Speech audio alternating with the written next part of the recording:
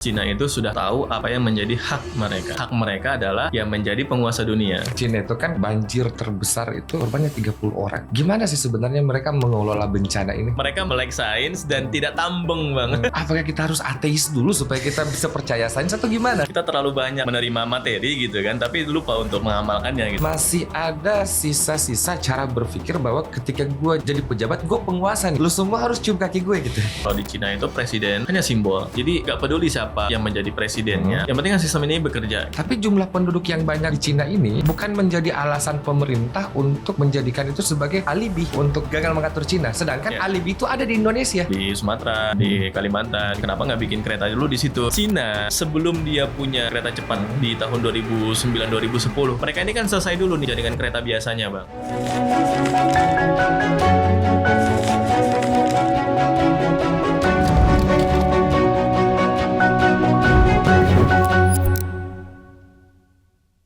Sebenarnya di episode kali ini kita seharusnya bahas tentang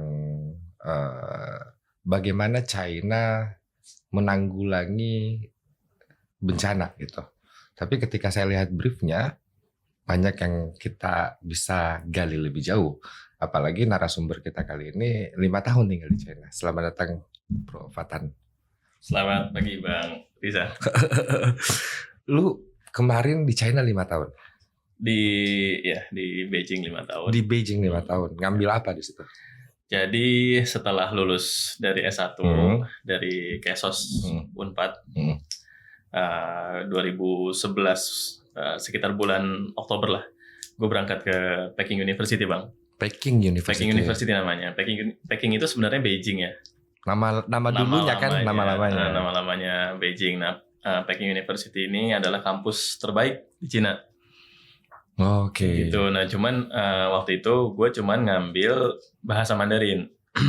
Karena memang sengaja untuk investasi waktu ya. Supaya bisa bahasa Mandarin. Karena nggak semua lulusan Cina gitu ya itu bisa ngomong bahasa Mandarin kayak gitu. Jadi kalau kayak gitu memang harus ada nih waktu khusus untuk bisa bahasa Mandarin. Apa Putonghua ya.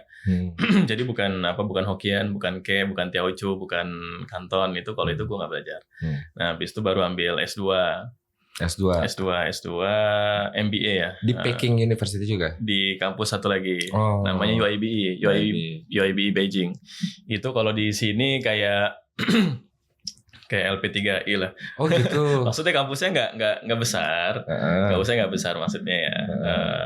Bagus. Tapi compact gitu.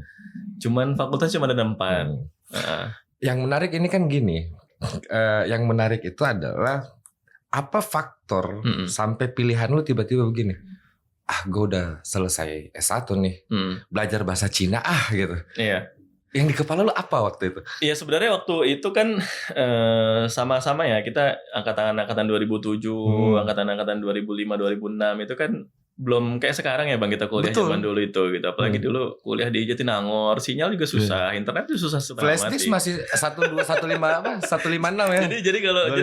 Jadi kalau modem itu tuh yang masukin SIM cardnya itu tuh mesti pakai kabel, gue tempelin di paling atas kosan itu di lakban.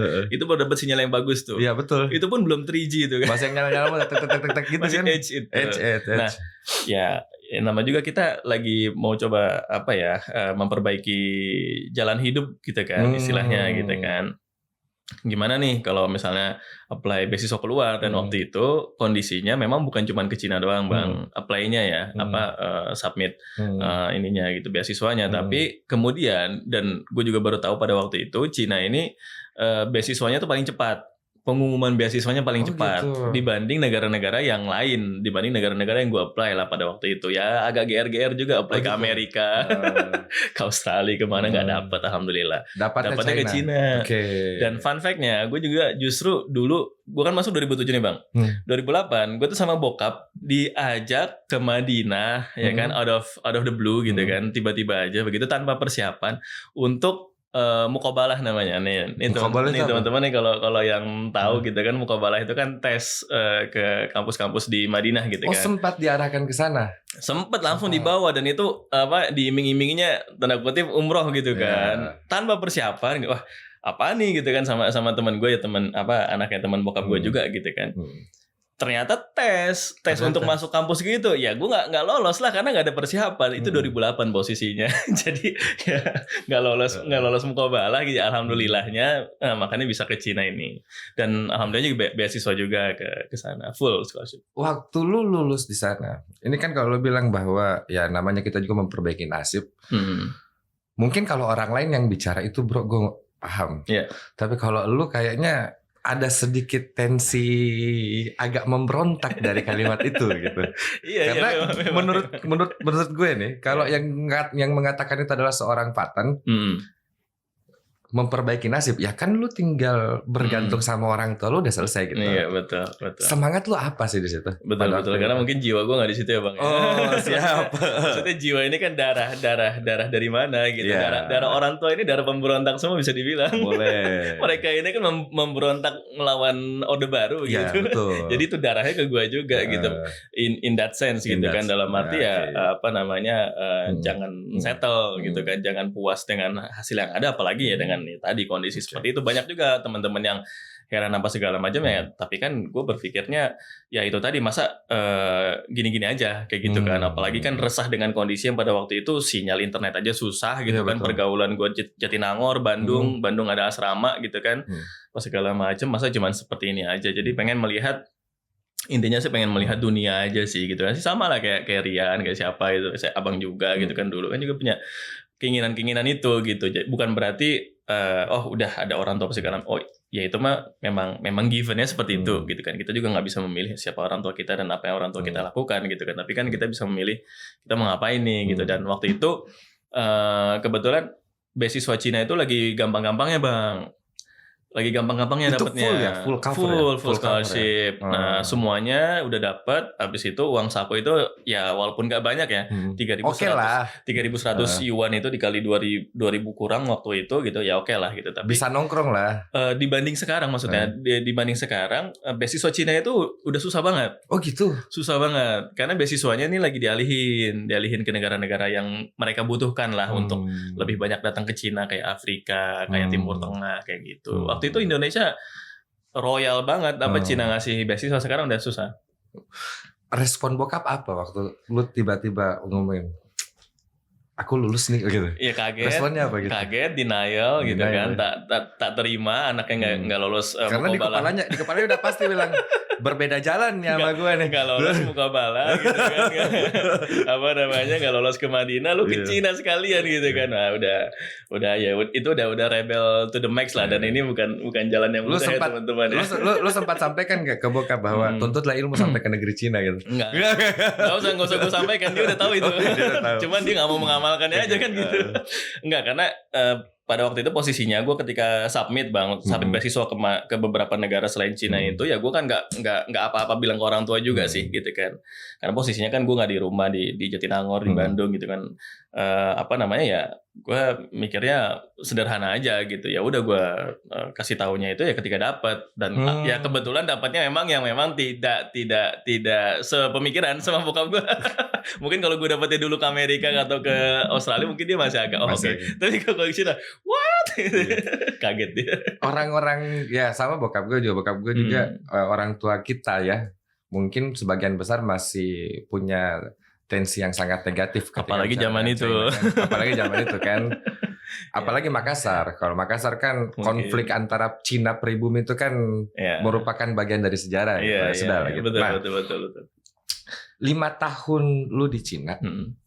Cina itu kan kalau misalnya bahasa dari orang luar itu dia adalah negara yang salah satu negara paling padat lah di dunia. Gitu. Ya otomatis kita harus bilang bahwa negara ini tidak mungkinlah pembangunannya itu memperhatikan ekologi seperti Amsterdam, seperti Eropa yang kalau kita lihat dari atas itu masih banyak pesawat, masih banyak hutan dan segala macam kan. Tapi kalau kita baca berita, banjir terbesar itu cuman korbannya 30 orang. Gimana sih sebenarnya? Cuma 30 orang gitu. Gimana sih sebenarnya mereka mengelola bencana ini? 5 tahun itu pernah bencana nggak?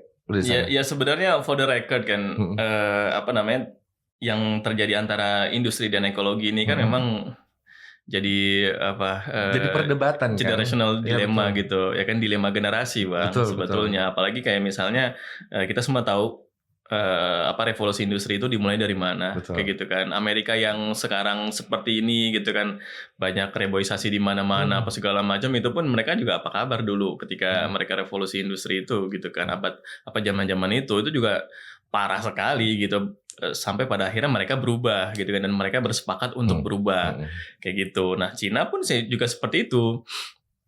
Makanya ada konten-konten gue yang kemarin-kemarin itu ya gue juga bilang, maksudnya Cina ini mereka ada semacam tebus dosa lingkungan gitu kan, sedang menebus dosa-dosa lingkungan yang sebetulnya juga dilakukan oleh negara-negara lain. Kalau misalnya industri gitu ya, atau manufaktur gitu kan.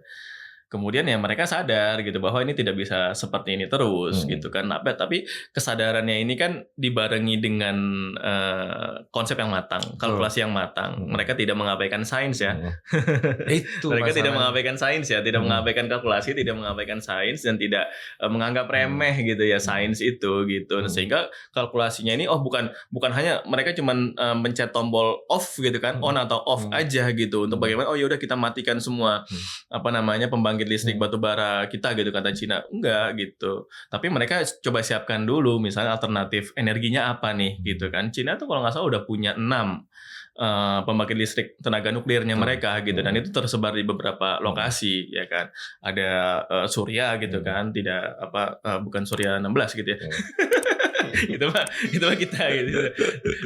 Tapi pembangkit listrik tenaga solar panel apa segala macam itu mereka lakukan juga. Bahkan banyak viral tuh kan Bang, yang satu bukit itu tuh jadi solar panel semua gitu. Hampir kayak bukit itu kayak dikasihin tameng gitulah apa segala macam ya, seperti itu gitu. Mereka sudah sepakat untuk berubah, ya oke, berbenah gitu kan, mereka diversifikasi ekonominya ya kan, bahkan sampai mengakibatkan ada tren rebahan di Cina gitu kan, tangxia gitu kan. Itu artinya ya udahlah, generasi muda udah susah, dibilang susah untuk cari kerja. Kenapa? Karena ketika mereka shifting ya kan dari manufaktur konvensional ke manufaktur yang lebih pada teknologi, itu kan emang jumlah manusia yang direkrut pasti berkurang gitu kan. Bahkan BYD ya, BYD ya, itu udah punya dark factory gitu kan. Dark factory-nya itu kan artinya ya mereka sudah pada teknologi, dari yang padat karya menjadi padat teknologi. Nah, itu semua itu pasti ada dilemanya gitu. Ketika mengejar padat teknologi, tentu secara ekologi itu lebih baik gitu kan, karena emisi yang dihasilkan dari industrialisasinya tadi itu lebih rendah gitu kan, paling tidak. Tapi kalau misalnya pada teknologi, orang-orang ini gimana ya kan gitu Bang. Nah, makanya mereka ada alternatif lah seperti itu. Ya kalau misalnya terkait dengan secara teknis ya banyak ya Bang ya. Karena kan kalau misalnya di Cina itu kita juga bisa sama-sama lihat di berbagai macam konten yang orang Cina bikin, yang saya bikin, yang teman-teman lain bikin, Rian bikin segala macam. Rian udah kesana juga, Abang juga nanti kita kesana bareng gitu. Kita bikin konten gitu. Itu kan mereka lebih enak gitu untuk menata mana tempat pemukiman, ya, betul. Ya kan, mana untuk reservoir gitu kan, mana itu sungai, mana itu kanal-kanal air begitu. Daerah serapan itu kan enak seperti itu ya, karena emang secara tempat tinggal mereka kan tidak horizontal, mereka vertikal, sehingga memang ada daerah-daerah yang kosong itu bisa dipakai untuk infrastruktur itu tadi, penanganan pencegahan dan penanganan bencana alam kayak gitu kan. Habis itu untuk transportasi begitu, untuk hal-hal lain, untuk infrastruktur fasos-fasum yang lebih baik gitu. Ya di Cina juga sama lah, kayak di komplek-komplek apartemen di kita ya di Jakarta gitu. Mungkin apartemennya sempit, tapi trade off-nya punya taman yang besar gitu kan, ada gym-nya gratis misalnya, bahkan ada kolam renang gitu kan. Itu kan trade off-nya kan. Nggak semua orang yang punya rumah ini punya kolam renang kan seperti itu gitu, tapi ada fasilitas-fasilitas lain. Nah, gitu. Ini kan sebenarnya kalau menurut gue secara pribadi ya, ada satu konsep yang sangat irasional sebenarnya, yaitu memasukkan banjir sebagai kategori bencana alam. Jujur gue nggak sepakat. Gue secara pribadi itu melihat bahwa banjir ini bukan bencana alam, Ini bencana ekologi. Yeah. Kita kalau menyamakan banjir dengan gempa bumi, di situ salah kita gitu maksudnya. Betul. Di situ salah kita gitu. Betul. Sehingga ketika terjadi banjir, masyarakat ini ya disuruh berpasrah dan berdoa, sama dengan menyikapi gempa bumi. Yeah. Gitu. Yeah. Makanya gue pikir, apakah kita harus ateis dulu supaya kita bisa percaya sains atau gimana? Menurut lo gimana, bro? Iya. Ini jawaban gue yang agak yang liberal lah. Ya, maksudnya gue butuh jawaban lo ini. Gue butuh jawaban lo ini untuk membimbing jawaban ini gitu maksudnya. Ya sebenarnya kalau masuk ke ranah itu ya memang itu jadi pertanyaan ke diri kita semua gitu kan. Sebenarnya kita ini beragama atau tidak gitu kan. Orang-orang kayak Mbah Tejo apa segala macam banyak lah kontennya seperti itu gitu kan. Yang kemarin kan Gus Islah juga seperti itu gitu, menyampaikan ya beberapa hal lah kayak gitu. Nah ya bukan berarti kita harus tidak beragama dulu gitu kan, tapi justru bagaimana kayak misalnya contohnya Presiden Park Chung Hee kan gitu kan, adalah banyak kontennya itu. Dia ke Malaysia tahun 70-an dulu gitu kan, dia melihat yang surat Ar-Ra'd ayat 11 itu gitu kan, bahwa Tuhan tidak akan merubah satu kaum kalau misalnya tidak merubah dirinya sendiri, dan itu langsung dilakukan untuk supaya ada Saemul Undong ya namanya kalau nggak salah gitu kan. Jadi ada skema gotong royong nasional dari Presiden Park Chung Hee itu gitu kan, supaya masyarakat bahu-membahu membangun gitu. Nah itu kan bedanya nilai-nilai atau konten religi yang dijalankan sama yang tidak dijalankan gitu. Yang mungkin kita terlalu banyak menerima materi gitu kan, tapi lupa untuk mengamalkannya gitu. Padahal udah terlalu mitos agama kita kayaknya ya. Dia pakai untuk narik kodam lah apalah kan. Ya warisan itu kultur warisan begitu Bang, betul. Enggak bro, gini maksudnya kan amazed banget kalau kita bicara Cina. Makanya gue buka dengan statement bahwa tadinya kita harus bicara banjir, tapi banyak yang harus kita gali gitu. Contohnya misalnya, ini fakta ya, 1978 China mulai dipimpin Deng Xiaoping. Dia mulai merubah sistem kehidupannya. Meskipun ya masih tertatih-tatih dan segala macam, tapi sejak 1978 sampai 2025, wah gila sih. Betul. Ya momentum Cina berani memproklamirkan diri sebagai negara yang memiliki progres yang besar gitu ya. Itu tuh sebenarnya ada di 2008, Bang. 2008. Di 2008 itu ada apa? Jadi ada Olimpiade kan. Olimpiade pertama tuh di Beijing. Kayak gitu. Kemudian ada lagi Olimpiade kemarin 2022 kalau nggak salah untuk Winter Olympics gitu. Nah, jadi memang dari tahun itu tadi terutama ketika Mao Zedong wafat ya Bang. Karena Mao Zedong ini pemikirannya juga terlalu kolot. Gitu. Dan nggak bagus kayak gitu. Berarti yang bikin miskin itu memang sosialismenya ya? Iya, sistem kupon itu kan terjadi hanya di Mao Zedong gitu. Jadi ketika beliau itu wafat gitu kan, karena saking kolotnya gitu kan, ya udah orang-orang yang lebih progresif seperti Deng Xiaoping ini yang juga merupakan salah satu inspirasi besar presiden kita gitu kan. Betul itu gitu. Nah, itu lebih leluasa tuh bikin semuanya jadi progresif. Misalnya dia adakan kunjungan ke Jepang, ada kunjungan ke negara-negara yang dulu dianggap musuh sama Mao Zedong itu kayak gitu. Memang pada waktu itu, misalnya pada waktu Mao Zedong itu memang dibutuhkan ya orang seperti dia gitu kan, karena konflik yang berlarut-larut juga gitu kan zaman itu gitu kan, butuh pemimpin yang keras seperti Mao, yang ekstrim seperti Chairman Mao gitu kan ya. Tapi ya trade off-nya banyak juga orang yang mati gitu kan, karena sistem misalnya mereka makan itu pakai sistem kupon. Iya betul. Gitu kan, semua bahan pangan ditaruh dulu di gudang ya, orang udah mati duluan lah. Maksudnya kan 1970 itu GDP-nya Cina di bawah kita loh. Ya, masih miskin-miskinnya. Iya, GDP-nya Cina di bawah kita. Mau meninggal diganti Deng Xiaoping 1978 mulai gitu. Maksudnya apa yang mereka lakukan gitu maksudnya? Yang sepengetahuan lu apa yang mereka lakukan, atau bagaimana sih sebenarnya kultur masyarakatnya di sana? Jadi ada satu inilah Bang ya, satu pemikiran ya, sebetulnya Cina itu sudah tahu apa yang menjadi hak mereka. Cina itu sudah tahu apa yang menjadi hak mereka. Hak mereka ini maksudnya hak masyarakat. Ya, Cina dalam arti sebagai negara, government, dalam arti komunal masyarakatnya gitu kan. Hak mereka adalah yang menjadi penguasa dunia. Itu hak mereka. Itu doktrinnya. Bukan doktrin, itu sudah ada by heart. it's in their blood gitu. Dia tahu hak mereka itu apa di dunia gitu. ini gitu, ya kan. Nah, ketika mereka tahu haknya itu apa, maka mereka melaksanakan kewajiban-kewajiban untuk memenuhi hak mereka itu. Nah, masalahnya kita sebagai masyarakat Nusantara nih gitu, misalnya saya Sembiring gitu kan, Abang Andi gitu dari Makassar apa segala macam begitu. Ini kan memang pertama ya kita terlalu diverse juga kayak gitu. Nah, sehingga untuk mengetahui apa yang menjadi hak kita secara komunal itu ini memang agak sulit. Gitu. Nah, beda dengan Cina gitu kan. Cina ini yang 96% orang Han kayak gitu ya. Itu udah ya karena udah satu suku seperti itu. Jadi secara komunal mereka tahu hak mereka adalah menjadi penguasa dunia. Karena mereka pernah menjadi itu. Iya, di zamannya gitu. bangsa. Nah, jadi itu hak mereka. Mereka tahu itu hak dia. Sehingga kewajiban-kewajibannya mereka tinggal tunaikan aja ya berlaku yang benar kalau misalnya di public sector, di private sector ya kan, di sektor ketiga, dan tidak berusaha untuk saling mencampur adukan urusan kayak gitu. Nah, ya kalau turunan teknisnya misalnya di Cina kan setiap tahun ada namanya two sessions. Ya kan, two sessions itu kan kayak rapat sidang MPR gitu lah tahunan gitu kan. Nah, tapi bedanya kalau di kita kan hanya ya pembacaan aja. Nah, tapi kalau mereka two sessions ini NPC dan CPPCC, teman-teman bisa googling sendiri ya, itu terlalu panjang untuk kalau kita bahas. Nah, disitulah diputuskan tuh apa yang akan dilakukan. Ya GBHO lah di situ.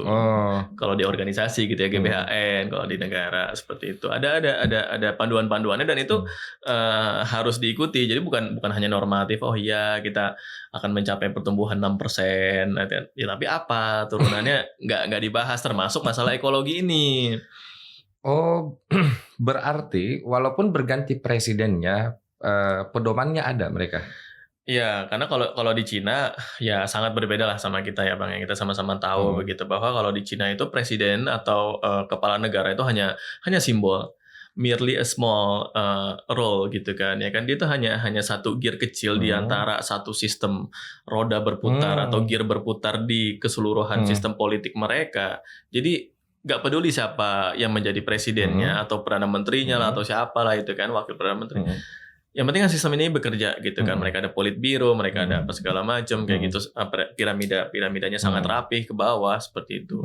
Sehingga ya dan apalagi seorang presiden China itu atau RRT ini ya itu kan bukan atas kehendak dia mau jadi presiden kan, tidak. Ya kan, sekali lagi itu kan ada syuronya. Kayaknya lebih Islami mereka daripada kita. Lebih syuro mereka kayaknya daripada kita. Dimusyawarahkan di politbiro itu kan seperti itu intinya. Jadi ini bukan ego kayak misalnya wah gue nih paling berhak, gue nih paling ini, enggak kayak gitu. Enggak, soalnya kan gini, apa ya? Kita berpolitik itu yang gue lihat, nggak tahu menurut lo. Yang gue lihat sebagai masyarakat awam nih di luar politik, yang gue lihat kita berpolitik itu kayaknya masih ada sisa-sisa cara berpikir bahwa ketika gue jadi pejabat, gue penguasa nih. Lu semua harus cium kaki gue gitu. Gue nggak dilayani dan segala macam, gue pasti akan ngambek dan segala macam gitu. Betul. Masih ada lo sisa-sisa seperti itu gitu. Maksudnya. Cina saja yang bahkan dulu sebelum revolusi di Sun Yat-sen gitu, zaman kerajaan itu kerajaan murni dinasti bahkan, absolut, beribu-ribu tahun absolut dinasti kan gitu. Tapi ketika mereka revolusi dan jadi republik, hilang gitu. Kita nggak pernah dinasti-dinasti amat ini masih tersisa bahkan gitu. Apa yang membuat kita susah lepas ya? Ya itu kan tadi pertama ya Bang ya, bahwa Cina ini apalagi Cina modern ya, setelah Deng Xiaoping lah paling ya. Kita jangan ambil Mao Zedong lah. Mao Zedong memang terlalu ekstrim lah. Mao Zedong ekstrim. Itu nggak bisa jadi panutan di sini. Tapi Mao Zedong yang putus itu. Ya kan. Ya karena memang dia kan tokohnya gitu kan, tokoh untuk melawan penjajahan Jepang waktu itu, tokoh untuk melawan Chiang Kai-shek juga segala macam kan Mao Zedong memang. Nah, ya tadi ya dia udah bisa mengidentifikasikan apa yang menjadi hak mereka itu satu poin tuh Bang, sehingga hak dan kewajiban mereka selaraskan berjalan berbarengan. Yang kedua, mereka ini sebenarnya udah lelah Bang.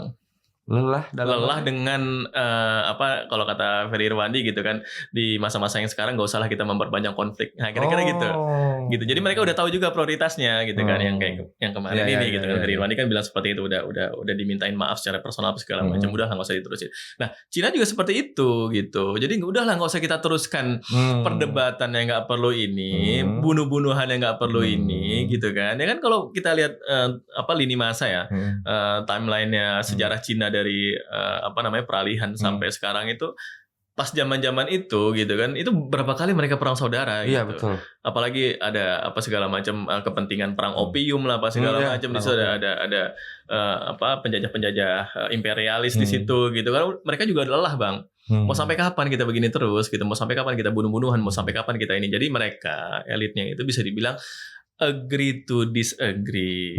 Ya udah, oke, lu atur. Kita atur kayak gitu. Kita baku atur gitu kan. Nah, kemudian secara teknisnya ya kalau misalnya kita berbicara politik, karena memang bukan negara yang demokrasi ya, maksudnya demokrasi dalam arti demokratis seperti kita nih, gitu kan, kita kan agak-agak ya udah sangat liberal gitu. Nah ya mereka menjaga sistem politik itu supaya tidak gampang diintervensi oleh orang-orang yang punya kepentingan sesaat, ya kan, ya misalnya orang-orang yang dari pihak private gitu kan tiba-tiba mau masuk politik nih, nggak bisa, Bang, kayak gitu. Jadi ada sistem politik ini yang dijaga gitu kan dari ground up gitu kan, dari usia-usia muda kayak presiden-presiden Cina lah sebelumnya gitu kan. Xi Jinping ya kan, dia kan mulai dari nol banget itu.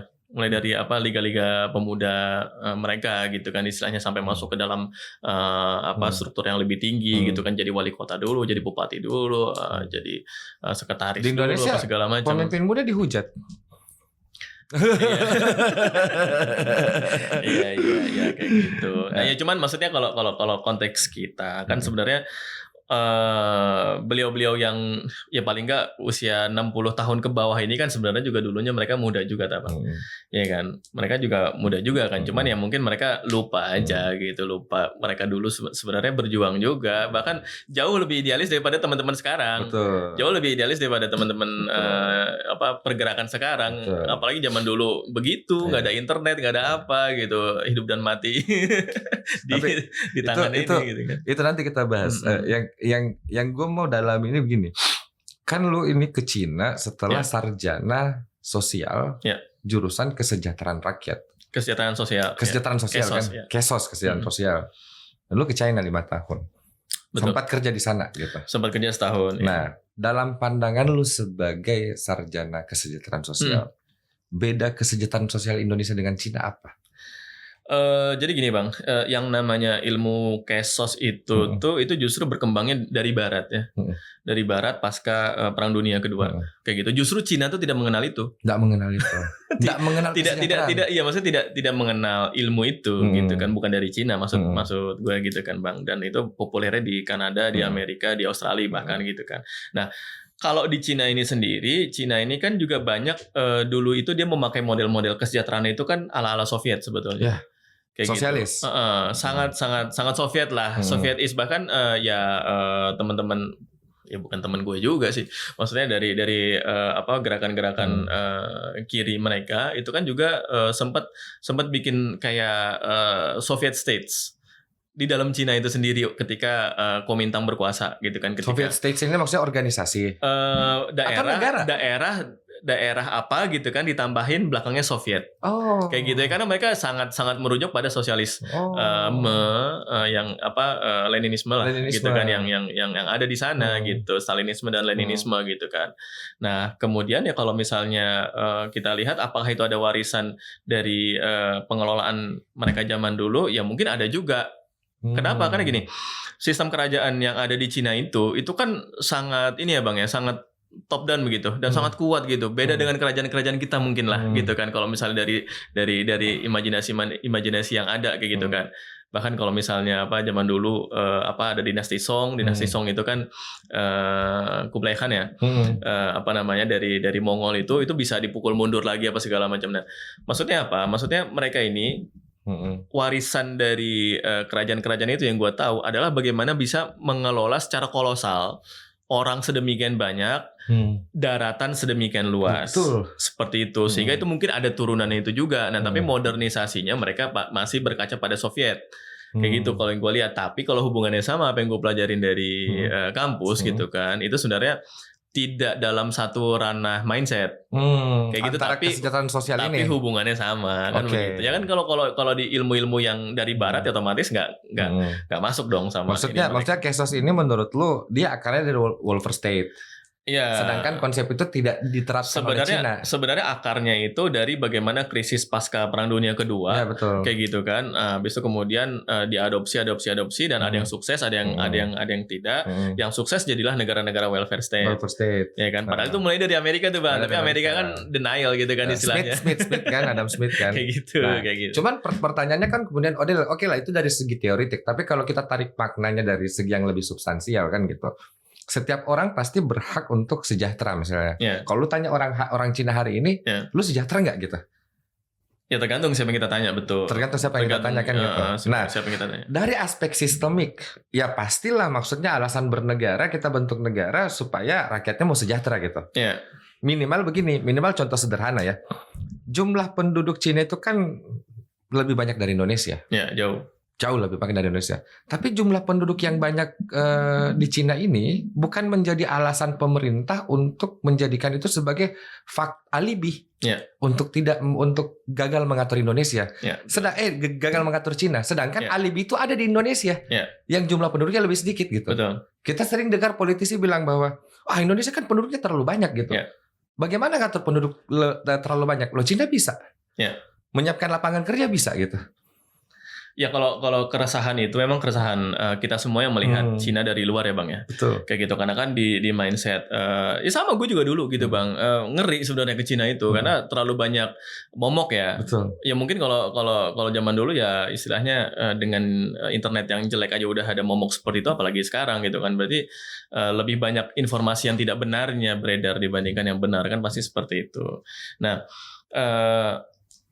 imajinya terhadap Cina ini kan ya mereka sangat sangat tertutup gitu kan, sangat tertutup, sangat diktator gitu kan, tidak fleksibel ya seperti inilah Korea Utara gitu. Iya, padahal tidak sama sekali gitu kan, karena Cina kan secara ideologinya memang seperti itu gitu kan. Ini walaupun ini agak nyerempet gitu kan, tapi secara ideologi memang mereka sosialis dengan karakter Cina seperti itu gitu kan. Tapi ekonominya kan ekonomi pasar. Iya, ekonomi ya kan, apalagi masyarakat Cina itu ya sebagian besar ya kita tahu semua adalah bangsa pedagang gitu loh, ya kan. Nah itu udah banyak lah sejarah-sejarah seperti itu, zaman Nabi juga apa segala macam. Makanya kan tercetus omongan itu dari Nabi, belajar lo sampai sono sampai Cina, karena waktu itu Cina tuh paling jauh titiknya gitu kan dari Jazirah Arab. Sono lo keluar belajar ke sono, kan seperti itu, karena mereka berdagang, mereka ada interaksinya seperti itu. Nah ketika formulasi ini semuanya klop, ya kan Bang. Nah dipadu dengan pemerintahan yang istilahnya good governance, ya kan, and clean government ini gitu kan. Ya udah, itu formula yang sempurna. Jadi ini bukan masalah populasi adalah beban, bukan gitu kan. Justru populasi ada yang banyak ya seperti apa ditatanya kan seperti itu gitu. Karena kan begini, manusia itu kan dalam perspektif industri dia dikenal dengan istilah manpower kan, silahkan. Karena istilah manpower, sumber daya manusia gitu. Artinya dia ini sumber daya, dia potensi gitu.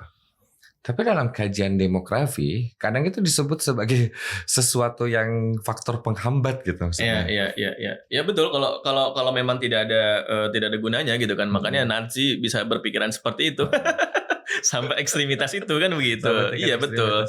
Apa gunanya orang banyak-banyak udah digas aja gitu kan, istilahnya seperti itu. Nah tapi ya kalau kita lihat soal itu ya Bang ya, cobalah kita tarik ke masalah teman-teman anak muda yang saat ini gitu kan. Ya tadi gitu ya, dengan internet sudah cepat gitu kan. Jangan sampai internet sudah cepat ini akan ada pertanyaan lagi, internet cepat buat apa gitu kan.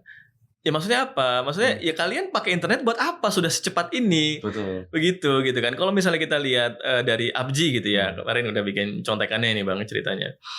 Dari Asosiasi Penyedia Jasa Internet Indonesia itu kan, mereka setiap tahun bikin survei gitu ya, dari 8.700 responden tahun ini gitu kan. Itu tuh penetrasi internet di Indonesia tuh udah lebih bagus sekarang gitu kan, udah sekitar 82% kayak gitu. Nah, cuman yang perlu kita lihat itu tuh utilisasi ya. Atau dia kemana? utilisasi dari penggunaan internet ini gitu kan. Itu tuh teman-teman pakai buat apa ya kan? Kalau kata Abji yaitu hanya sekitar 23%. 23% dari 87 itu. Bukan, itu kan penetrasi ya. Dari 100% lah. Dari 100% hanya 23%. Ya kan? Yang memakai untuk aktivitas yang ada jentrungannya sama tadi peningkatan kapasitas nilai ini gitu kan. Ya, misalnya untuk berbisnis lah gitu kan, berbisnis untuk hal-hal yang ekonomi gitu kan. Karena ya, maksudnya gini, demografi, iya kita kan banyak. Nah otomatis trennya apa nih sekarang gitu kan. Dengan konektivitas yang sudah lebih baik ini, kamu pakai internet itu buat apa? Ya kan? Surveinya mengatakan kamu tidak menggunakan internet itu dengan baik dan benar. Tunggu. Nah, oleh karena itu buat apa kamu punya internet secepat itu? 23% yang ada faktor utilitasnya. Iya betul. Artinya 77% useless ini. Iya, cuman ya hiburan begitu, hiburan sesuatu yang tidak ada kontribusinya terhadap diri sendiri atau terhadap ekonomi keluarga, tidak ada ekonomi pribadi, tidak ada. Padahal ya balik lagi, kita waktu dulu internetan itu susah banget. 2010, 2011 itu susahnya setengah mati. Gue ingat gue kuliah kan itu 2005 bro. Betul. Gue kuliah 2005 itu kita masih pakai disket. Dulu kan floppy disk A itu. CPU di warnet masih ada itu kan gitu. Terus memori penyimpanan itu masih 128 paling keren. Betul. Gantung sini ada MP3-nya. Udah paling keren itu gitu. Masih ada tuh Bang. Masih ada Masih gitu. Nyimpen itu kan. Itu.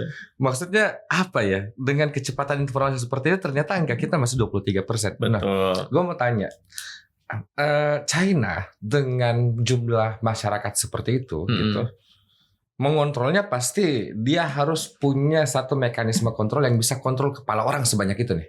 Minimal satu perspektif tidak tolol-tolol amat nih mereka ini. Iya dan tidak ya. Ya gitu. Okay. Karena kalau misalnya ternyata jumlah penduduk sebanyak itu dan itu juga di bawah batas toleransi kebodohan, wah agak susah juga kan. Iya. Nah pertanyaan saya, gaji guru di sana berapa? Emang tinggi? Tinggi Bang. Tinggi banget ya. Tinggi Bang, guru SD bisa 10 juta kalau dirupiahin Bang. Karena ternyata begini, semua negara-negara yang ternyata sangat sumber daya manusianya maju nih. Ya. Gaji gurunya gila-gilaan loh. Betul.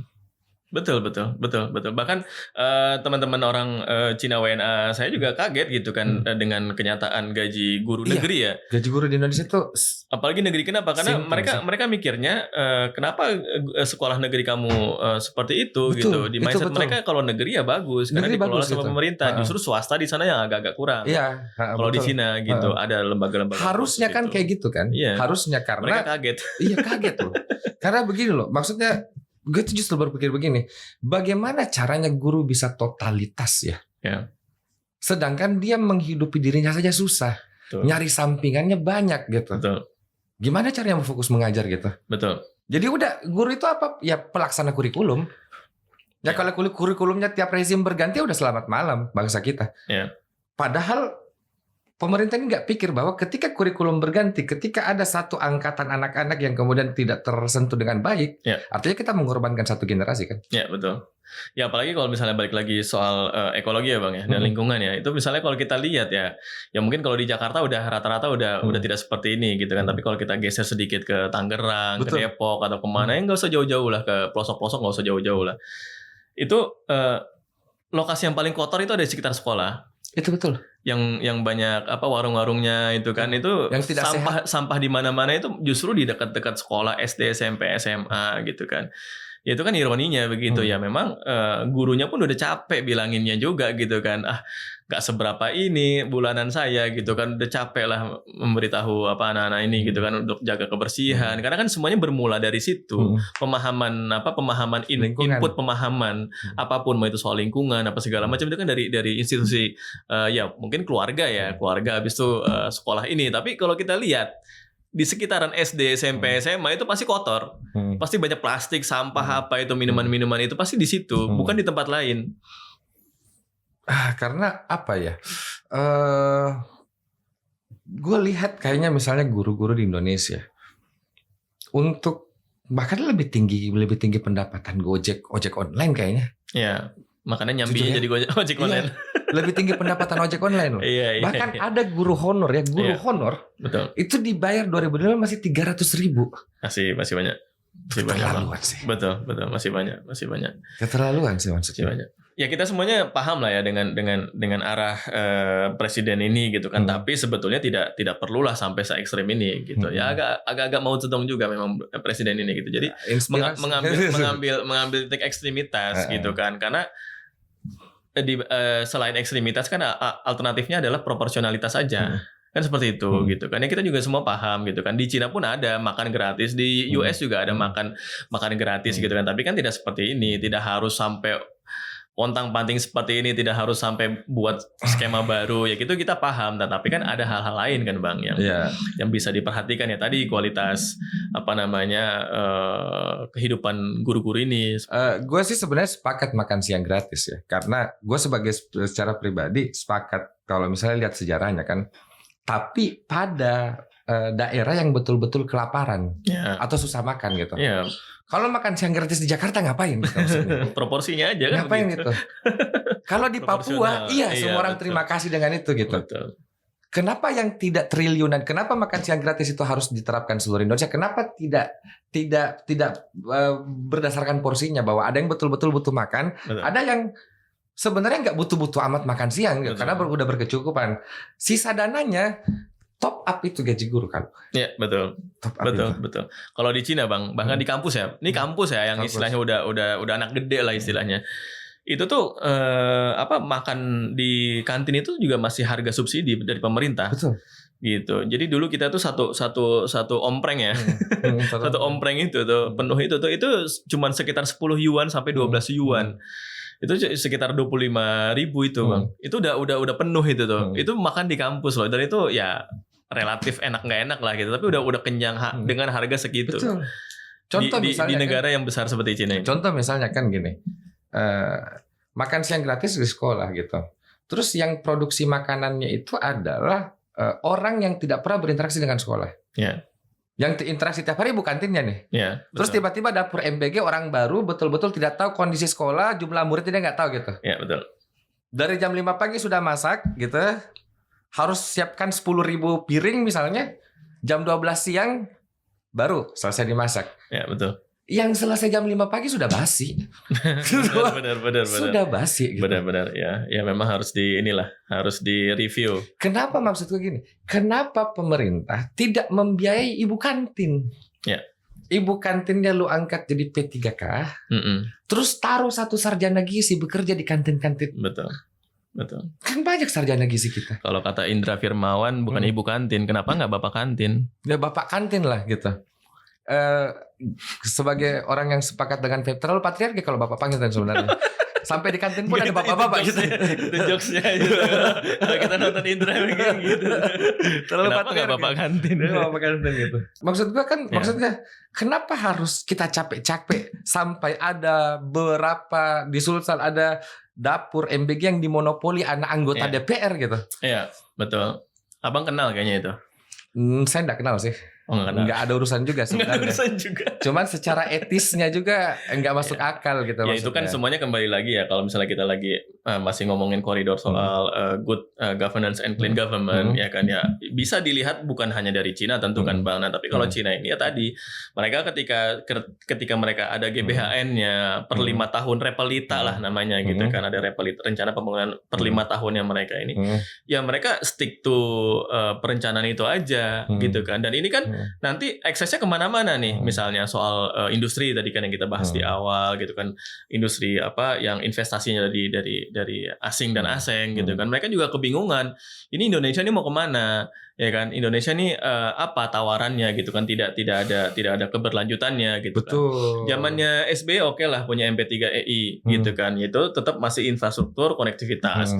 Zamannya Pak Jokowi ya 10 tahun lengkap gitu kan, infrastruktur fisik lebih ditonjolkan ya kan, ya, investasi apa hilirisasi juga walaupun agak-agak remnya ngeblong gitu kan, tapi seperti itu. Nah ini memang yang harus sama-sama dikritisi adalah Indonesia ini mau seperti apa industrinya ke depannya, dan ini sinyalemennya jangan sampai dibaca negatif investor gitu kan. Ya tadi kan MBG oke, itu satu mata kegiatan lah. Tapi jangan semua resource negara ini teralihkan ke situ gitu. Ada industrinya, ada lapangan pekerjaannya. Ini teman-teman anak muda ini mau dikemanain kan seperti sama itu. Misalnya ya, contoh misalnya. Iya, GBHN kita pernah punya, Bro. Ya, GBHN kita pernah punya. Cuman karena mungkin GBHN ini positioningnya sebagai produk orde baru, produk politik ya. Produk politik dianggaplah bahwa ini semua jelek gitu maksudnya. Iya, betul. Dianggap semua jelek. Betul. Jadi kita udah nggak pakai lagi. Padahal sebenarnya bagus GBHN ini. Betul. Bagus. Jadi kalau menurut saya harus dihidupkan lagi GBHN ini. Iya. Nah, sama dengan contohnya misalnya begini nih. Kasus kemarin Purbaya, Menteri Keuangan kan. Iya. Tiba-tiba bilang, oh ya semua dana ini yang mengendap saya stop dan segala macam. Bencana, Bro. Iya, bencana daerah. Nggak ada duit itu kabupaten kota. Betul. Nggak ada loh. Iya. Apakah ini dia terlalu optimis atau tidak percaya sains atau bagaimana? ya walaupun memang tidak ada hubungan langsungnya Bang ya gitu kan. Nah, tapi kan pada akhirnya kita juga bisa sama-sama tahu lah gitu kan. BMKG juga sudah kasih peringatan ya kan. Tapi memang tidak di follow up atau dia tadi ya maksudnya diremehkan lah oleh Bapak dan Ibu pimpinan daerah itu gitu. Ya kan. Kalau saja dia tidak meremehkan itu, dia sudah himbau ketika BMKG kasih himbauan itu untuk rakyatnya itu mengungsi ya kan. Mungkin tidak akan seperti ini. Gitu, apalagi kalau memang lihat trennya kan Indonesia ini setiap akhir tahun pasti ada aja bencana hidrometeorologi ini begitu kan. Itu kan tinggal repetisi aja sama kayak teman-teman yang di Kalimantan gitu kan, Kalimantan Barat gitu kan, ada pasang surut gitu kan, ada banjir rob ya kan, nanti pagi dia naik, nanti habis zuhur dia turun lagi seperti itu. Ini kan satu siklus sebetulnya ya kan, tinggal bagaimana tadi pemerintah daerahnya ya kan bisa menghimbau duluan gitu kan, tidak anti terhadap sains itu tadi gitu kan, atau misalnya bikin konten lah gitu kan, bikin konten di TikTok gitu kan untuk himbauan akan ada ancamannya bencana, bukan untuk menimbulkan kepanikan gitu kan. Tapi tadi gimana good governance ini bisa berjalan. Kalau soal Pak Purbaya itu no comment lah gitu. Maksudnya itu kan emang duit dia katanya gitu. Bisa berdebat satu malam kita baru kalau dia mengatakan bahwa itu duit dia. Nah, ini yang menarik nih karena gue baca semalam itu bahwa di Cina itu ada kebijakan namanya Flood Detention Basin Policy. Jadi saat pemerintah nunjuk nih, misalnya satu pulau dia nunjuk nih satu daerah ini khusus penyerapan ya. Iya. Lu nggak bisa ngapa-ngapain gitu. Betul. Jadi daerah ini nggak bisa ditinggalin, nggak bisa didarap, khusus daerah penyerapan nih. Betul. Jadi ketika banjir, katanya dialirkan ke situ. Ya. Kita nggak ada loh di Indonesia kayak kita. Ya jangankan infrastruktur yang di buminya Bang, infrastruktur yang di langitnya kita nggak punya, kita kan pinjam. Satelit Himawari 8 dan 9, habis itu satelitnya GK24-nya Korea kan gitu untuk memantau cuaca. Cina punya 9 satelit cuaca. Kita minjem. Dibilangnya ada satu lagi satelit Satria, tapi satelit Satria 1 itu untuk komunikasi. Satelit kita yang dulu yang dibangga-banggakan apa sih namanya? yang zaman apa tuh? Apa sih? Bukan, ada tuh satelit kita yang dulu masuk di buku-buku pelajaran. Palapa.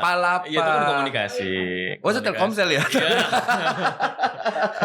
Nah, itu udah entah kemana lah itu, Bang. Maksudnya itu kan dari ya tadi ya bagaimana mereka mengelola satu ekosistem ini gitu kan, sehingga kebijakan itu juga bisa diambil. Nah, ketika satu negara punya satelit yang enak dan banyak seperti itu, mereka kan bisa memetakan tren banjir ini gitu kan, atau tren curah hujan ini, sehingga baru kemudian mereka tahu mana yang tempat untuk khusus penyerapan dan nggak boleh diganggu gugat, nggak boleh ditinggali gitu kan. Ya kalau kita gimana ya Bang ya, yang kemarin di Palu aja kan zona merah dijadikan tempat bangun rumah kan gitu, itu jelas-jelas itu zona merah begitu, ya kan, itu ATR BPN-nya seperti apa gitu kan di sana gitu, sehingga diperbolehkan ya pada akhirnya ya jadinya kita ganti menteri di hutan lindung bisa berubah jadi HGU. Nah, itu panjang lagi itu urusannya gitu. Nah tapi pada akhirnya ya seperti itu, nggak apa-apa sebenarnya kalau minjem dari NOEE-nya US juga nggak apa-apa, tapi kan yang jelas ya tadi scientific ya. Cuman kalau kita bicara saintifik emang agak sumir ya Bang ya. Kita kan hanya 0,3% dari PDB ya kan, dana alokasi untuk riset ini atau sains ini kan. Cina itu sampai di 2,6% kalau nggak salah, dan itu posisi kedua setelah Amerika. Ya kalau Amerika kan emang dedengkotnya sains ya, kayak gitu, satu negara yang uang sains. Tapi sekarang 11-12 lah. Besar. 11-12 lah. Ya itu tergantung proporsinya aja sih, proporsi kebijakannya. Cina sekarang masih nomor 2, tapi nomor 2-nya itu pun tahun ini 55 miliar US dollar. Karena teknologi yang berkaitan dengan komputer bahkan manufakturnya di Cina. Iya. Ya betul, maksudnya itu kan tadi soal bagaimana nih pemerintah mengalokasikan resource-nya untuk kepentingan sains, gitu kan Bang. Kita masih 0,3%. Kemarin ada yang bilang akan ditingkatkan sampai 1% dari PDB, tapi kan nggak mungkin semudah itu dari 0,3 ke 1 ya, paling nggak 0,3 ke 0,5 dulu, ya kan, 0,5 ke 0,7 dulu, baru 1% baru ke atasnya, kan seperti itu, ya kan. Nah, karena hanya dengan itu, ya kan, ya ini kan urusannya kemana-mana, ya kan, urusannya ke soal penanganan kebencanaan, soal pengembangan industri, ya kan. Oke, Cina pengembangan industri masuk lebih banyak budget untuk risetnya, kemudian manufakturnya seperti apa itu kan di hilirnya, tapi kan hulunya ini kan ya tadi alokasi anggaran tadi, gitu. Ya kenyang sih kita. Kenyang sih, maksudnya perutnya kenyang, tapi ya udah sampai situ aja. Emang Cina sepadat itu ya? Cina di kota-kota tertentu ya padat. Kalau kota lu kemarin yang tinggal 5 tahun? Kalau Beijing padat. Ya? Kayak di Jakarta kayak gimana? Lebih riuh lagi kalau bahasa Sundanya. Lebih riuh manusia lagi. Oh gitu. Apalagi kalau misalnya di transportasi umum ya. Lebih berdesak-desakan dari Jakarta. Itu KRL Green Line ya 11-12 ya sama itu, tapi lebih banyak lagi. Lebih padat lagi orang. Pokoknya kalau yang punya panic attack, jangan ke Cina, ke kota-kota yang padat sih. Nanti tiba-tiba ngelihat orang sebanyak itu panik, dikira orang kenapa nih anak gitu. Nah, menarik ya. Sebelum ini, gue tuh podcast sama mantan kepala BP2MI, Bang Beni Ramdhani gitu. Ternyata negara kita itu punya paradigma yang menarik. Negara kita menganggap bahwa manusia itu sumber daya, bonus demografi itu sumber daya. Makanya mereka menganggap bahwa pengiriman pekerja ke luar negeri itu salah satu sumber devisa. Padahal bisa saja ini kalau kita berpikir dengan skeptis, kita melihat bahwa ya pemerintah aja nggak bisa siapin lapangan kerja sampai harus ngirim pekerja ke luar negeri. Toh ada Cina yang penduduknya lebih banyak, lebih padat Indonesia, tapi kalau ngirim pekerja juga bukan sebagai pekerja migran kan? Pengerjaan proyek-proyek pemerintah terus habis itu balik lagi kan? Iya betul, kebanyakan seperti itu. Contohnya kereta cepat misalnya. Menurut lu bagaimana? Iya, kebijakan ketenaga kerjaan ini sulit ya Bang ya. Maksudnya praktis setelah reformasi kan nggak ada pejabat negara ya yang punya terobosan soal nakar ini. Ya bisa dibilang seperti itu gitu kan. Dan harus diakui kan begitu. Dan pekerja migran atau kawan-kawan BMI ini kan hanya karena ada mekanisme supply and demand aja. Betul. Makanya ada seperti itu. Bukanlah dalam pengertian pemerintah yang melatih mereka dulu di sini atau seperti apa, kan nggak gitu-gitu amat sih gitu kan. Itu kan organik aja. Betul. Kayak gitu. Nah, ya kalau misalnya Cina, mereka karena negaranya ini masih menganggap bahwa mereka ini negara berkembang, artinya negara yang selalu melakukan pembangunan dan selalu berkembang gitu ya, tidak settle lah gitu kan, stay foolish ya kan. Jadi ya secara alamiahnya mereka butuh pekerja untuk proyek-proyek dalam negeri mereka sendiri dulu. Kalau mereka punya proyek di luar negeri itu bonusnya, kan seperti itu gitu ya. Walaupun kalau misalnya mengarahkan nakernya mereka gitu kan keluar, mau itu ke Indonesia gitu kan, ke Vietnam atau ke mana, ke Afrika, itu sebenarnya juga keputusan yang berat buat project management gitu kan, karena mereka harus menggaji lebih tinggi dong. Betul. Daripada mereka proyek yang di dalam negeri mereka sendiri. Persepsi kita kan, wah ini Cina mengambil lapangan kerja Indonesia dan segala macam gitu. Iya. Walaupun itu susah gitu. Maksudnya mereka paling nggak harus menggaji 2,5 kali lipat dari apa yang gaji standar. Artinya perusahaan Cina mengeluarkan lebih kalau dia harus ngirim tenaga kerja ke sini kan? Betul, yaitu perusahaan swasta, yaitu BUMN-nya mereka gitu kan. Kalau untuk proyek-proyek BUMN-nya mereka seperti itu juga bukan keputusan yang mudah buat mereka. Tapi kan tergantung kita melihatnya juga ya Bang ya. Karena kalau misalnya kemudian hari kita ada proyek pemerintah sama Cina, ya tolonglah manajemen proyeknya itu dilakukan secara lebih baik gitu kan, direncanakannya itu jauh-jauh hari gitu kan. Jadi jangan hanya oke ya kita MOU habis itu udah tiba-tiba berbondong-bondong. Karena Cina ini sendiri juga kan dia tergantung siapa resipiennya, siapa penerimanya gitu, siapa penerima proyeknya ini gitu kan, atau lokus proyeknya ini gitu kan. Dia kan maunya juga cepat, ya kan, nggak mungkin dia sebat-sebat dulu sama pemerintah Indonesia, ngopi-ngopi dulu, habis itu baru nggak mau kayak begitu, ya kan. Mereka kalau misalnya udah iya dari kita sebagai resipien, ya mereka langsung jalan. Nggak ada tuh lama-lama gitu kan. Kayak misalnya yang nikel ya Bang ya, nikel. Ini kan ya itu adalah keputusan nasional gitu kan waktu itu presiden ya kan, bahwa untuk menyetop ekspor raw material gitu kan, terutama untuk nikel dan wasabi ajmain ya teman-temannya itu gitu kan.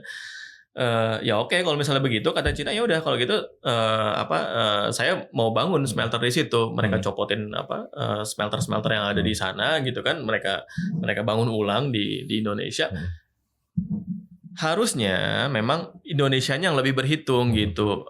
Dampak dari hilirisasi itu apa misalnya seperti itu. Jangan langsung tiba-tiba pintu ditutup gitu kan, kayak kita ke sekolahan gitu kan, tiba-tiba gerbang sekolah ditutup habis itu ditegur sama satpam gitu kan, nggak boleh masuk. Ya nggak bisa kayak gitu juga gitu kan. Dihitung dulu nih siapa aja yang punya smelter di Cina-nya gitu kan, mereka punya apa segala macam teknologinya, ya dilatih dulu lah gitu kan.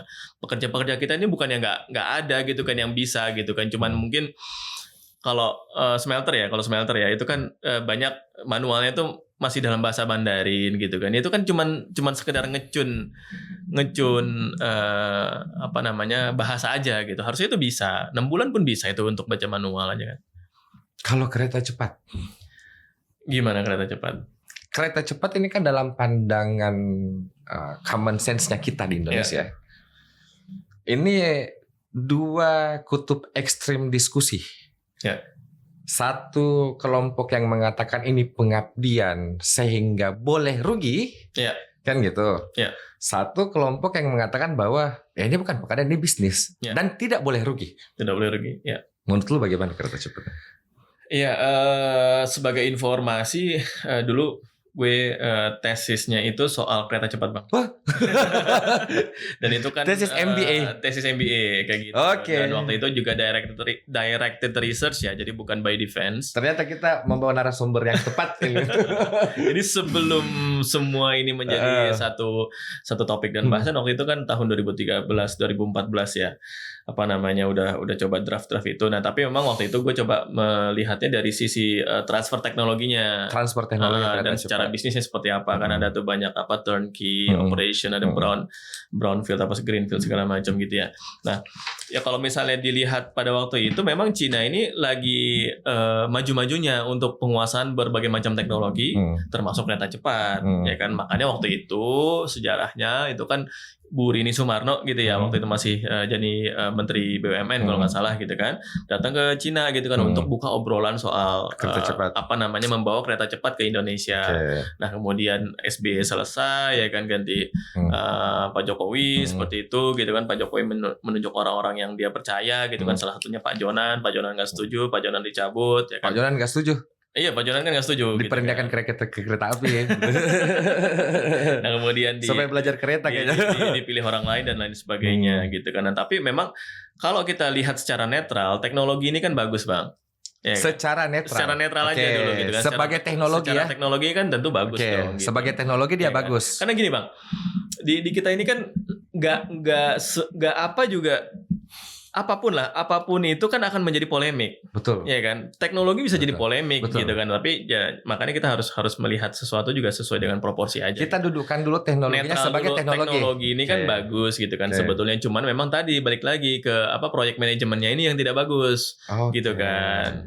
ya kan. Dan memang ya kalau misalnya kita berbicara soal transportasi, otomatis itu kan transportasi publik, bukan transportasi orang-orang yang berduit kan, seperti itu.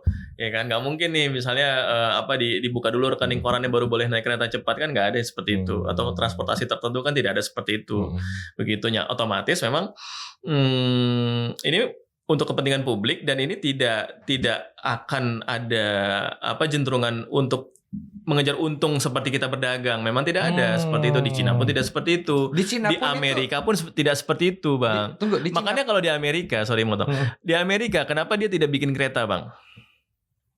Kenapa kenapa di US yang mainlandnya itu kurang lebih sama seperti Cina, walaupun masih lebih besar Cina, mereka tidak bikin kereta, Bang. Ya karena memang tidak seperti itu ideologi mereka atau mindset mereka. Mereka maunya untung, ya kan? Mereka maunya berdagang apa? Berdagang BBM. Ya kan, karena banyak big boss di Amerika itu ya dari dunia oil and gas kan seperti itu. Nah, tapi kalau Cina memang tidak seperti itu. Gitu. Memang ini untuk investasi jangka sangat panjang. Kayak gitu. Itu dulu gitu. Nah, tapi kalau kita lihat dari prioritasnya bisa dibilang belum dibutuhkan. Ya mungkin waktu itu ya Pak Jonan mungkin pemahaman kritisnya seperti itu. Kan ini belum dibutuhkan, Pak. Ya memang, karena gini, Bang, Cina sebelum dia punya atau mengintroduce kereta cepat di tahun 2009-2010 ke masyarakatnya gitu kan. Mereka ini kan selesai dulu nih jaringan kereta biasanya, Bang. Enggak kereta lambat juga sih gitu kan, kereta biasa gitu kan. Baru kemudian mereka advancing gitu kan untuk ke kereta cepat. Itu pun ada hubungannya dengan tadi, Bang, dengan nakar-nakar ini, dengan pasar tenaga kerja ini.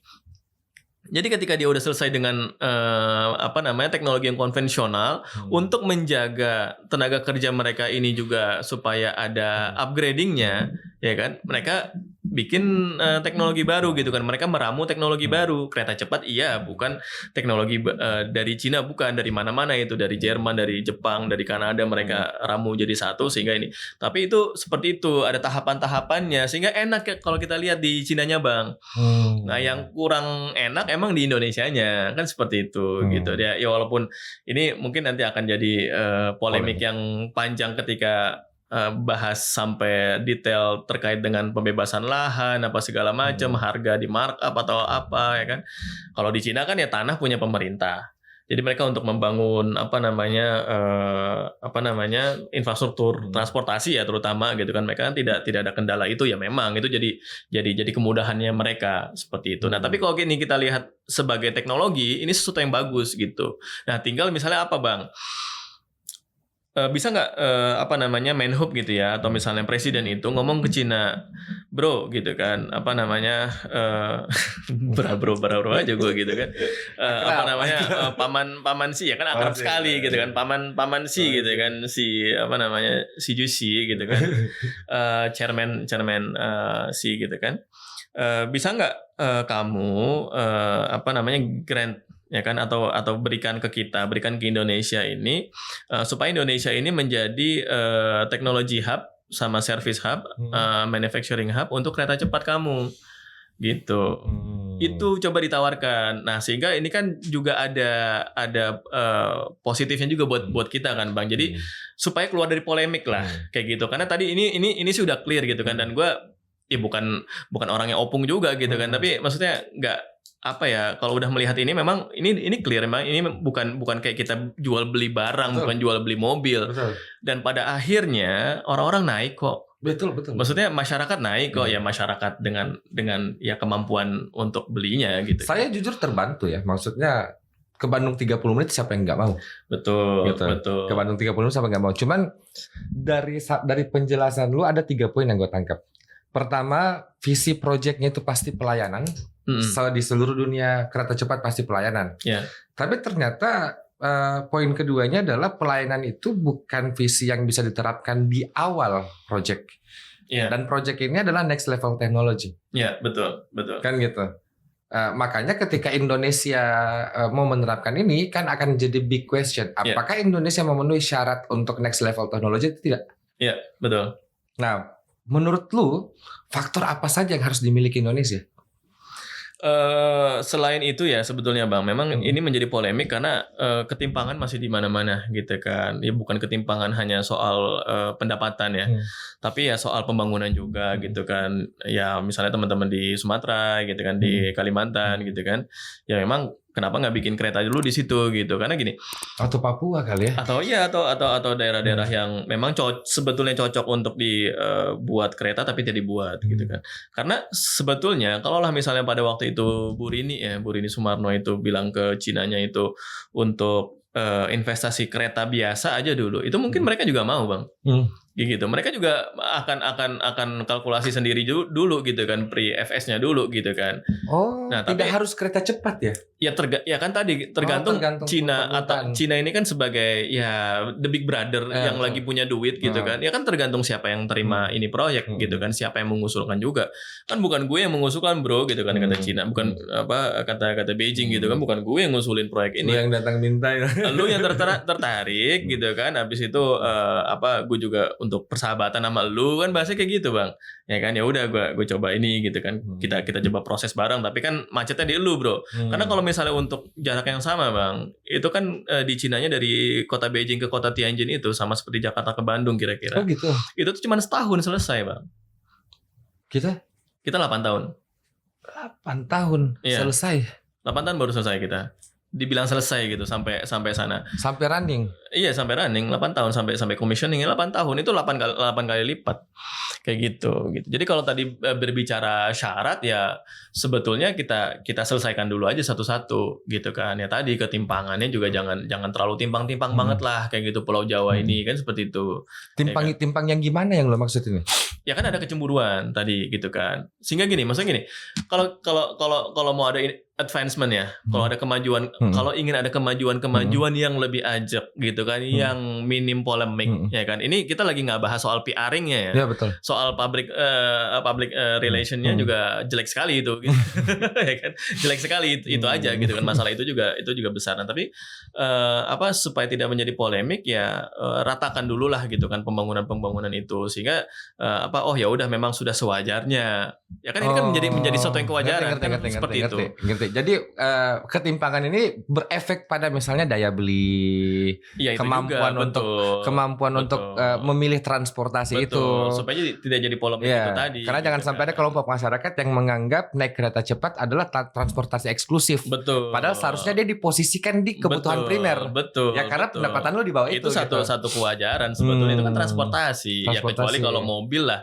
Kalau mobil pribadi bagus-bagusan ya wajar lah istilahnya gitu kan. Dia lebih mampu ya udah dia beli yang lebih mahal. Tapi kan kalau transportasi publik tidak seperti itu. Apalagi tidak perlu sampai terjadinya polemik kan seperti itu kan Bang. Ya ketimpangan pembangunannya itu diselesaikan dulu satu-satu. Kalau teknologi kan udah tersebar di mana-mana ya kan. Makanya Arab Saudi misalnya ya untuk men-challenge itu ya gitu. Dia pakai teknologinya Spanyol misalnya kan seperti itu. Karena ya teknologinya ada di mana-mana sebetulnya, bukan hanya Cina atau bukan hanya Amerika yang punya atau bukan hanya segelintir elit yang punya kan kalau teknologi seperti itu. Berarti memang basis ekonominya harus merata dulu. Ya, bisa dibilang seperti itu gitu. Pertumbuhan 6%. Pertumbuhannya pembangunan misalnya transportasi kereta gitu kan. Coba KRL ada di mana ya kan. Kenapa tidak ada di Makassar kan? Ada di Makassar ya? Ada relnya. Dari zaman Belanda. Baru bersihkan relnya. Enggak begini maksudnya. Soalnya begini. Apa ya? Yang gue lihat itu satu hal ya maksudnya. Contoh misalnya. Kita kan banyak sekali salah dalam posisi begini. Dalam persoalan transmigrasi dan pemerataan gitu. Iya. Ya mungkin karena kita otonomi daerah tapi keuangan negara masih sentralistik. Ya. Pola fiskal kita kan masih top down, meskipun kewenangan itu ya pura-pura bottom up lah gitu. Pura-pura otonom lah. Tapi di Menteri Keuangan belanja gitu. Ya daerah adalah operator belanja pusat. Tapi yang gue mau bahas begini. Pertama, di Cina itu apakah UMKM itu tumbuh besar? Ya. Yang kedua sesignifikan apa? Ya. Ini jadi luar biasa nih pembahasannya. Tapi sebelumnya definisi UMKM di Cina dan di Indonesia itu beda, Bang. Oh gitu. Bedanya gimana? Orang yang memiliki bisnis dengan kapasitas atau pekerja kerah biru ya, blue collar itu, misalnya jumlahnya masih 5.000 ke bawah, 5.000 sama pekerjanya ke bawah. Ada 5.000 nih misalnya pabrik nih. Itu mereka masih dibilang UMKM, Bang. 5.000 batasnya. Itu masih dibilang UMKM sama by definition ya, kayak gitu. Nah, tapi kalau misalnya UMKM seperti kita di Cina itu nano bisnis gitu. Nano bisnis bukan nano. Signifikan apa sih mereka itu?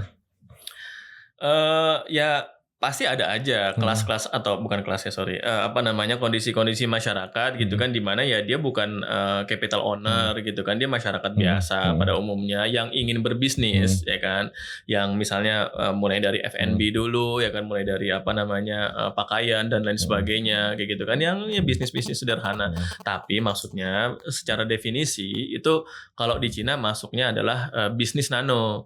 Kalau di kita kan mikro, kecil, menengah itu gitu kan.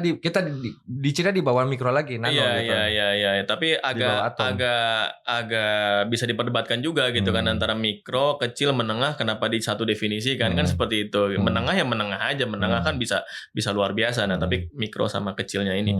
Kalau di Cina nano. Nah, tapi kalau misalnya dia punya capital ya kan, ya mereka udah mulai berbisnis yang lebih besar, F&B yang lebih besar ya kan, dia udah mulai coba buka-buka pabrik sederhana gitu kan, mempekerjakan 100 orang, 200 orang, itu pun masih mikro kalau di Cina hitungannya, Bang. Oke, masih sangat mikro. Terakhir, ekonomi digital di Cina ya sudah sangat maju sekali, ditandai juga dengan bagaimana mereka memproduksi banyak game yang bagus-bagus gitu kan, dan kemarin juga baru keluar lagi game yang seru juga tuh, udah banyak di review gitu kan. Dan digital ekonomi di Cina itu ya bukan sesuatu yang baru lagi gitu kan. Apalagi misalnya gini ya, kalau kita ke Cina tuh, Bang, live TikTok ya kan, live TikTok kalau di kita mungkin masih terbatasnya itu untuk jualan. Betul. Untuk jualan gitu ya, untuk keranjang kuning dan lain sebagainya, lili gitu kan. Kalau di Cina bukan. Kalau di Cina tuh udah pada tahap yaitu live itu sebagai hiburan, sebagai kanal hiburan. Jadi bukan semata ya check out keranjang kuning apa segala macam, bukan ya. Memang hiburan di mana si penghibur ini gitu kan, apapun itu yang dia tampilkan, tapi dengan ya banyak ketentuan lah gitu kan. Nggak mungkin vulgar, nggak mungkin kekerasan gitu kan, apa segala macam ya. Itu nanti dapat nilai ekonomi dari situ gitu kan, dari mawar lah gitu kan, dari situ. Berarti, jadi itu udah sangat masif. Berarti melek teknologinya merata ya? Sebenarnya nggak juga kalau kita ngomongin melek teknologi, enggak, karena di Cina juga masih banyak buta huruf. Tapi pejabatnya minimal melek teknologi lah. Belum tentu juga, Bang. Belum tentu. Mereka melek melek sains. Melek sains ya. Melek sains dan tidak tambeng, Bang. Tidak tambeng, tidak FOMO. Di kita pejabat terpilih ke dukun lagi. Iya, tidak FOMO asbun kalau di sana kayak gitu. Oke. Mungkin itulah bedanya. Mungkin kata kuncinya adalah melek sains. Melek sains ya. Gitu. Oke. Bro, thank you banget sudah datang di podcast sederhana kami. Sampai jumpa di episode selanjutnya.